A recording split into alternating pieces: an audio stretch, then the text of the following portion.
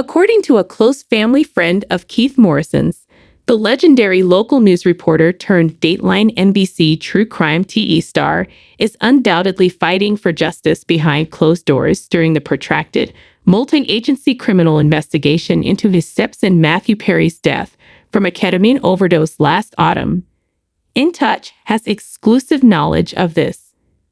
According to an insider who speaks exclusively to In Touch, Keith has the contacts, the soft skills, and decades of experience in dealing with local and national law enforcement to make a real difference in the investigation into Matthew's death.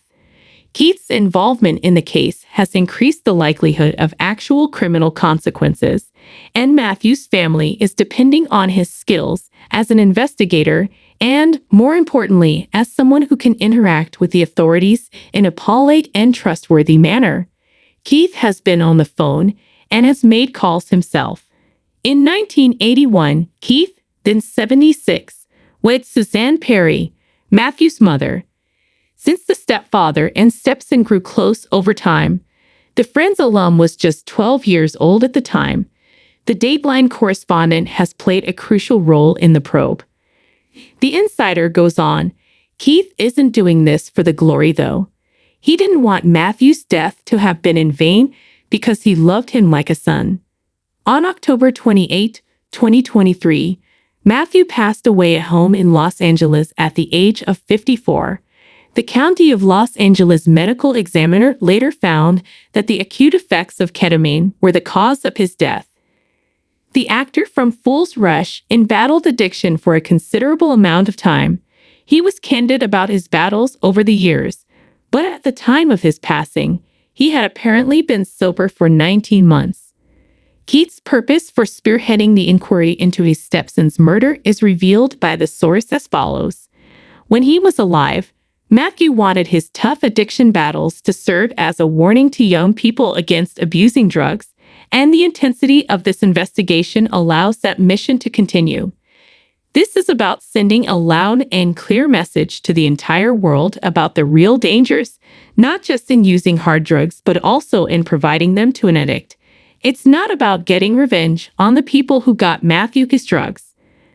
The circumstances surrounding Matthew's death are the subject of a criminal investigation by the Los Angeles Police Department, the U.S. Drug Enforcement Administration, and the U.S. Postal Inspection Service, as previously reported by In Touch. On June 19, a second insider exclusively told In Touch they have basically been on the hunt for Matthew's killer. On Monday, June 25, In Touch exclusively revealed that law enforcement had identified fellow celebrity Brooke Mueller as a target of their criminal investigation into Matthew's death. Authorities have questioned the actress and Charlie Sheen's ex-wife multiple times in relation to the case. The ex-wife befriended Matthew while in treatment. This was first reported by In Touch. The second insider continued, it's difficult to say or know exactly what her role is in Matthew's death, but she's adamant she had nothing to do with that. Since the police showed up to her sober living home with a search warrant, she has hired attorneys and met with them several times. She is keeping quiet about the circumstances. The first source tells In Touch, as sad a situation as this is, the extended Perry family is very lucky to have somebody with Keith's knowledge base on their side.